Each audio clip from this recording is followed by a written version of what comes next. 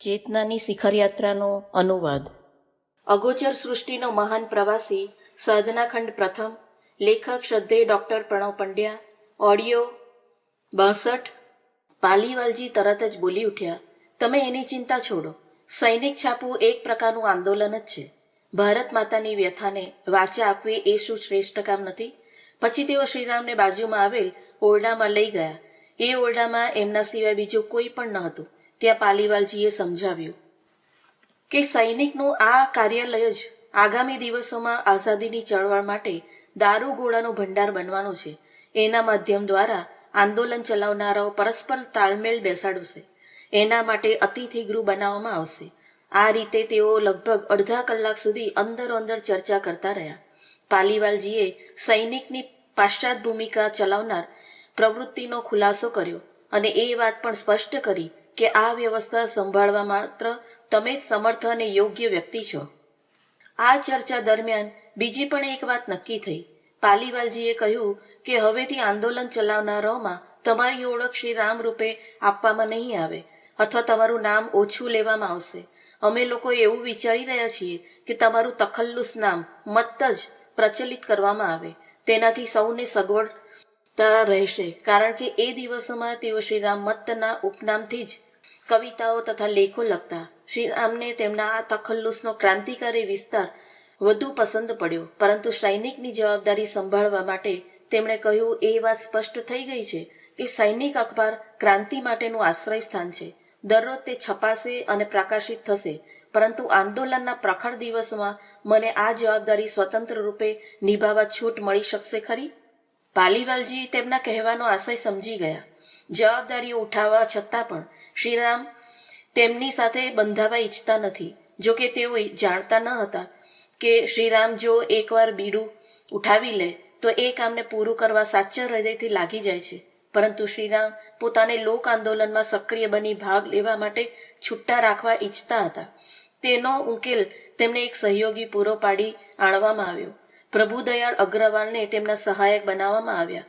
સૈનિક છાપું વ્યવસ્થિત ચલાવવાની યોજના બની ગઈ. સમસ્યાઓ માટે એક રેડિયોની વ્યવસ્થા પણ કરવામાં આવી. એ બેટરી વડે ચાલતો હતો.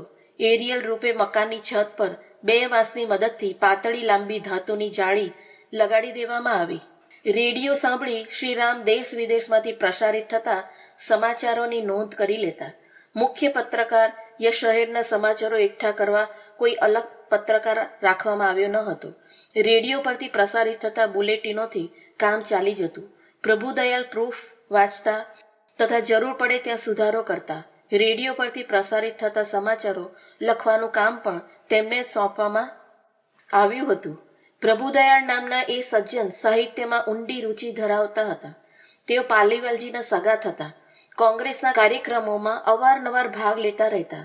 તેઓ સત્યાગ્રહ, દેખાવો વગેરે કાર્યક્રમમાં ઉપરછલ્લા મનથી ભાગ લેતા, પરંતુ સાહિત્યિક પ્રવૃત્તિમાં તેમની ઉત્સુકતા અનેક ગણી વધી જતી. સૈનિકના છાપકામની અને તેના પ્રકાશનની વ્યવસ્થા કરતા 3 મહિના જેટલો સમય લાગી ગયો.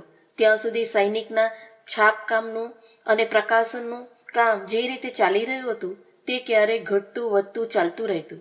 મત્તજીએ એની તૈયારીઓનો ઉપયોગ લેખનના કામમાં કર્યો. મત્તજી આંદોલન, લેખન અને પત્રકારત્વ સાથે ગહન તપ સાધનાના દિવસોમાં મોડી રાત સુધી આત્મચિંતન કરતા રહેતા. શાંતિનિકેતન જોઈને આવ્યા પછી મનમાં એ વિચાર વારંવાર આવતો કે માત્ર થોડા જ વર્ષમાં આઝાદી મળશે, ત્યારબાદ તેમની પોતાની શું ભૂમિકા રહેશે. તેમને ટાગોર પ્રત્યે રહેલી ફરિયાદ યાદ આવી ગઈ, જે તેમણે વિશ્વભારતીના અધિકારીને કરી હતી કે આઝાદીના જંગમાં તેમની કોઈ સક્રિય ભાગીદારી શા માટે ન રહી. તેનો જે જવાબ મળ્યો તે મનમાં વસી ગયો હતો કે માત્ર આશ્રમની વ્યવસ્થા કરવી એનો અર્થ ભાગ લેવો એવો થતો નથી. નવા સમાજની રચના માટે કામ કરવું એ પણ રાષ્ટ્ર સેવાની સાધના છે. નવી પેઢીને સંસ્કારો આપવા એ પણ દેશની જ સેવા છે. એનું ગૌરવ દેશને આઝાદ કરવા ચલાવવામાં આવતા આંદોલનોનો ભાગ લેવાથી જરા પણ ઓછું નથી. નચિકેતાનો પ્રસંગ. સન 1933ના જુલાઈ મહિનાની એક દિવસની પ્રભાતની ક્ષણો હતી. જો કે અગાઉની સાંજથી જ શહેરમાં લોકોની અવરજવર વધી ગયેલી સ્પષ્ટ દેખાઈ રહી હતી. સ્થાનિક મંદિરોમાં કોઈ ઉત્સવ ઉજવવાની તડામાર તૈયારીઓ ચાલી રહી હતી. શ્રાવણ માસનો શુક્લ પક્ષ ચાલી રહ્યો હતો. એ દિવસોમાં લોકો ભગવાન શિવજીની સ્તુતિ, પ્રાર્થના, પૂજા કરતા હોય છે. શ્રીરામને લાગ્યું કે કદાચ આજે શ્રાવણ મહિનાનો આખરી સોમવાર છે. કાલથી લોકોની અવરજવર વધી ગઈ છે. તેનું કારણ ઉત્સવ ઉજવવાની પૂર્વ તૈયારી છે. એ દિવસે તેઓ સંધ્યા કરી ઉપનિષદોનું અધ્યયન કરી રહ્યા હતા. તેઓ કઠોપનિષદમાં નચિકેતાના પ્રસંગ સુધી પહોંચ્યા. યજ્ઞ પૂરો થયા પછી મહર્ષિ ઉદ્દાલક બ્રાહ્મણોને દક્ષિણામાં ઘરડી થઈ ગયેલી ગાયોનું દાન કરી રહ્યા હતા. તેમને દાન કરતા જોઈ તેમના પુત્ર નચિકેતાએ આગળ આવી પ્રશ્ન કર્યો, પિતાજી, હું પણ આપનું ધન છું. આપ મારું દાન કોને કરી રહ્યા છો? ઋષિ ઉદ્દાલકે પોતાના પુત્રની વાત સાંભળી કરી લીધી. તો નચિકેતાએ તેમને ફરી પ્રશ્ન કર્યો. પિતાજીએ આ વખતે થોડું ન ગમ્યું.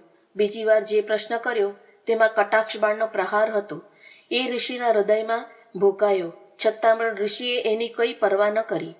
પરંતુ નચિકેતાને માત્ર એટલી જ ચિંતા હતી કે યજ્ઞ પછી જે વૃદ્ધ ગાયનું દાન આપવામાં આવી રહ્યું છે તેનું કોઈ પુણ્યફળ મળવાનું નથી. આ કર્મ શાસ્ત્રની વિરુદ્ધનું પણ છે. એટલા માટે પોતાના પિતાને સાવધાન કરવા જોઈએ. એમ માની તેણે વિચાર્યું કે ગાયોના બદલે મારી જાતને કેમ સમર્પિત ન કરી દઉં કે આપ મારું દાન કરી દો. મારા જેવા સ્વસ્થ, હૃષ્ટપુષ્ટ, બ્રહ્મચારી મનુષ્યનું દાન આપવાથી આપનું કલ્યાણ જ થશે. મહર્ષિ ઉદ્દાલકે ત્રીજી વાર પણ કોઈ જવાબ ન આપ્યો. તો નચિકેતાએ ચોથી વાર પણ એ જ વિનંતી કરી. ત્યારે મહર્ષિ ઉદ્દાલકની ધીરજ ખૂટી ગઈ.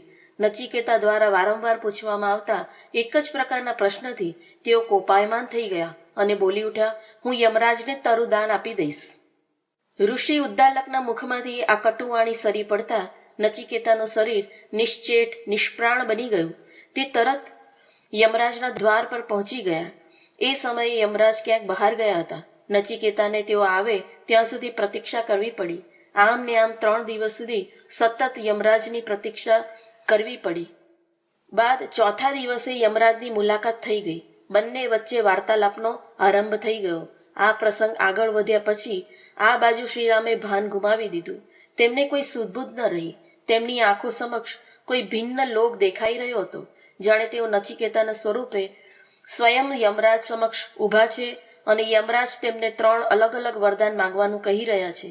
3 વરદાન એટલા માટે કે બ્રાહ્મણ કુમારને યમરાજની 3 દિવસ સુધી પ્રતીક્ષા કરવી પડી હતી. યમરાજ કહી રહ્યા છે, અતિથિ રૂપે પધારેલા હે અગ્નિ દેવતા, આપ મારા દ્વાર પર પધાર્યા છો. આપને અહીં ઊભા રહી 3 દિવસ સુધી મારી પ્રતીક્ષા કરવી પડી છે. એના માટે મને મનમાં ગ્લાનિ છે. હું શરમનો અનુભવ કરી રહ્યો છું.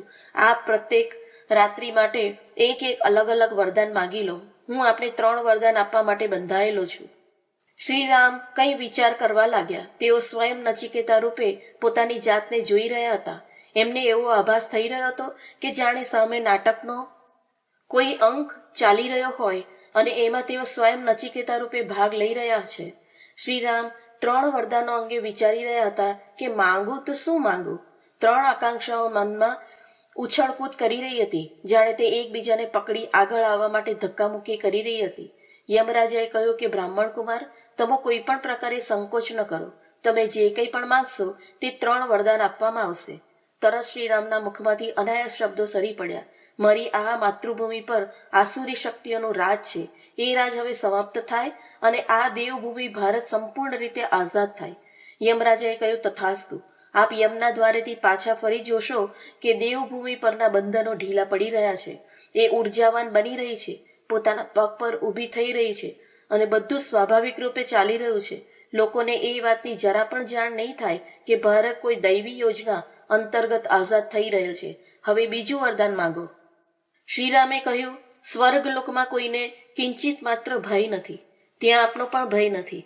ત્યાંના નાગરિકો ભૂખ, તૃષાથી, ચિંતાની મુક્ત બની આનંદ પ્રાપ્ત કરે છે. આ સ્થિતિની પ્રાપ્તિ માટે સાધનરૂપી અગ્નિનો આપ જાણો છો. મને એ અગ્નિ વિદ્યાનો ઉપદેશ આપો. યમરાજાએ તેમને સ્વર્ગ જેવી સ્થિતિ પ્રાપ્ત કરનારી વિદ્યાનો ઉપદેશ આપ્યો. તેમણે કહ્યું કે ધર્મ, અર્થ, કામ અને મોક્ષના સાધનરૂપ વિદ્યાના વિસ્તારથી મનુષ્યમાં દેવત્વનો ઉદય થશે અને એ ધરતી પર સ્વર્ગ ઉતરી આવશે. મૃત્યુના દેવતાએ એ સૂત્રોને ઉપદેશ આપ્યો. શ્રીરામે તેનો પુનરુચ્ચાર કર્યો. યમરાજાએ કહ્યું, આ સૂત્રો દ્વારા ભવિષ્યમાં બનનારી કોઈ પણ સમસ્યાનો ઉકેલી શકાશે. ઘનઘોર અંધકારમાં પણ પ્રકાશ ઉત્પન્ન કરનારા સામર્થ્યનો વિકાસ થશે. કાળના અધિષ્ઠાતાએ કહ્યું, હવે ત્રીજું વરદાન માંગો. શ્રીરામે કહ્યું, ત્રીજા આશીર્વાદ હું એ આત્મવિદ્યાની પ્રાપ્તિ રૂપે ઈચ્છું છું કે જેનાથી તમામ શંકાઓનો નાશ થઈ જાય. જગતનું સત્ય શું છે, અસ્તિત્વ શું છે, પદાર્થ અને ચેતના વચ્ચેનું અંતર શું છે. યમરાજાએ કહ્યું, આ ખૂબ ગૂઢ અને સૂક્ષ્મ વિષય છે. એને છોડી બીજું કંઈ પણ માંગી લો. વૈભવ માંગી લો, સુખ માંગી લો, ખ્યાતિ અને પ્રતિષ્ઠા માટે કામના કરો. શ્રીરામે કહ્યું, ના, મને માત્ર આત્મવિદ્યાનો ઉપદેશ આપો. જો હું આ વિદ્યાનો અધિકારી ન હોઉં તો હું એ પ્રાપ્ત કરીને જ એને માટે પાત્રતાનો વિકાસ કરીશ. બ્રાહ્મણ કુમાર, તું આ વિદ્યા વગર જ મોક્ષ પ્રાપ્ત કરી શકે છે. મોક્ષની ઈચ્છા હોય તો કહે, પરંતુ આ વિદ્યા માટે આગ્રહ છોડી દે. યમરાજા બોલ્યા. શ્રીરામે પોતાની વાત પકડી જ રાખી, જરા પણ ડગ્યા નહીં. તેમણે પોતાની દ્રઢતાનો પરિચય આપ્યો. મોક્ષ ભલે ન મળે, હું કેવળ આ વિદ્યા જ પ્રાપ્ત કરવા ઈચ્છું છું. આ વિદ્યાનો હું સમાજમાં પ્રચાર કરીશ. વિદ્વાનોએ સેંકડો વર્ષોથી જે વિદ્યાને પોતાની સુધી જ મર્યાદિત રાખી છે તેને બાંધી રાખી છે અને સામાન્ય લોકોથી વંચિત રાખ્યા છે, તેને હું મુક્ત કરીશ. શ્રીરામનો આ સંકલ્પ સાંભળી યમરાજાથી ખેંચાયેલી ભ્રમરો ઢીલી પડી. ક્ષણભર પહેલા ખચકાટ અને સંકોચનો ભાવ હતો, હવે સંતોષ અને ઉમંગ ઝળકી રહ્યો હતો. તેમણે કહ્યું, હું તારા મુખથી જ આ મહાવિદ્યાનો, સંજીવની વિદ્યાનો ઉપદેશ આપીશ, સૌના માટે, સૌના ભલા માટે. આ દ્રશ્ય પૂરું થયું. શ્રીરામની નજર સમક્ષ કઠોપનિષદના પાના ખુલ્લા હતા, પણ તેઓ તે વાંચતા ન હતા. તેમણે પોતાની આંખો મસળી અને પછી કંઈક વિચારતા વિચારતા એ પુસ્તકને બંધ કરવા લાગ્યા. હજી તેઓ આસન પરથી ઉઠી જ રહ્યા હતા ત્યાં તેમના મકાનના બારણાને કોઈએ ખખડાવ્યું. બારણા ખોલી નાખ્યા તો સામે જ પોતાના ગામથી પધારેલ પોતાના કાકાને જોયા. તેમને પ્રણામ કર્યા અને ક્ષેમ કુશળ પૂછવા લાગ્યા. કાકાએ કહ્યું કે તારા માતૃશ્રી તને યાદ કરી રહ્યા છે. તું તારા આ બધા કામ છોડતો કેમ નથી? હવે તો હું ઘણો બધો આગળ વધી ગયો છું કાકા. શ્રીરામે કહ્યું, પ્રથમ વાત એ છે કે આ પ્રવૃત્તિને મારે છોડવી જ નથી. બીજી વાત એ છે કે કદાચ હું આ છોડવા ઈચ્છું તો પણ છોડી શકું તેમ નથી. તેમાં કાકા કોઈ કામથી આગ્રા આવ્યા હતા. તાઈજીએ તેમને કહ્યું હતું કે એ મતવાલાની તબિયત અંગે પૂછતા આવજો. એટલા માટે તેઓ શ્રીરામ પાસે આવ્યા હતા. તેમણે પોતાની વાત આગળ વધારી. હવે ઓમપ્રકાશ 1 વર્ષનો થવા આવ્યો છે. એના ભવિષ્ય અંગે કંઈક વિચારવાનું છે કે નહીં? શું એ હવે ગામડામાં ભણી ગણી શકશે ખરો? અમે લોકો પણ ગામડામાં જ ભણ્યા છીએ કાકા, શ્રીરામે જવાબ આપ્યો. કાકાએ મોઢું મચકોડતા કહ્યું, ધૂળ ભણ્યો છે, હવે આગળ ઉપર આવો જ સમય થોડો રહેવાનો છે. ફિરંગીઓનો મિજાજ બદલાઈ રહ્યો છે. તેઓ ગામડાઓનો નાશ કરવા મચી રહ્યા છે. તું જે શાળામાં ભણ્યો હતો તે હવે બંધ થવાની છે. કલેક્ટરનું કહેવું છે કે સ્કૂલોમાં બાળકો ગુંડાગીરી શીખી રહ્યા છે. ત્યાં સરકાર સામે ટક્કર લેવાનું શિક્ષણ પ્રાપ્ત કરી રહ્યા છે. આમ મોડે સુધી વાતચીત થતી રહી. પછી સમય મળતા જ પોતાના ગામ આંબલખેડા આવવાનો નિશ્ચય વ્યક્ત કર્યો. એ પણ નક્કી થયું કે તાઈજી જ્યાં સુધી ઈચ્છે ત્યાં સુધી એ બાળકને પોતાની પાસે જ રાખે. જો તેમને એમ થાય કે ઓમપ્રકાશને શહેરમાં જ શિક્ષણ મળવું જોઈએ તો એવી વ્યવસ્થા પણ થઈ જશે. આ શબ્દો સાંભળી કાકાએ ઠપકો આપ્યો કે પોતાનું તો કોઈ ઠેકાણું નથી અને બાળકને અહીં લાવી તું શું ખવડાવવાનો છે? તેને અહીં રાખવા જગ્યા પણ ક્યાં છે? કાકાના ઠપકાનો શ્રીરામે કોઈ જવાબ ન આપ્યો. જવાબ હતો પણ નહીં. કાકા એવું ઈચ્છતા હતા કે શ્રીરામ કંઈક બોલે, ઉલટો કે સીધો, કોઈ પણ જવાબ આપે. એટલા માટે તેમણે ફરી એ જ વાત કરી અને કહ્યું કે મારી વાતનો જવાબ આપ. શ્રીરામે કહ્યું, મારી પાસે એનો કોઈ જવાબ જ નથી. માત્ર દ્રઢ વિશ્વાસ છે કે જેણે જીવન આપ્યું છે એ જ નિર્વાહ પણ ચલાવે છે. આપણે એ વ્યવસ્થામાં માત્ર નિમિત્ત બનતા હોઈએ છીએ. શ્રીરામનો આ જવાબ તેમના કાકાને સંતોષ આપી શક્યો ન હતો. તેમણે એવું લાગ્યું હતું કે શ્રીરામને સમજાવી મનાવી રસ્તા પર લાવવાનો પ્રયત્ન કરવામાં કોઈ જ સાર નથી. તેઓ એમ કહીને ઊભા થઈ ગયા કે તને જે ઠીક લાગે તે કર. જે દિવસે એવું લાગે કે અમે લોકો સાચું કહી રહ્યા છીએ એ દિવસે તું ઘેર પાછો ફરજે.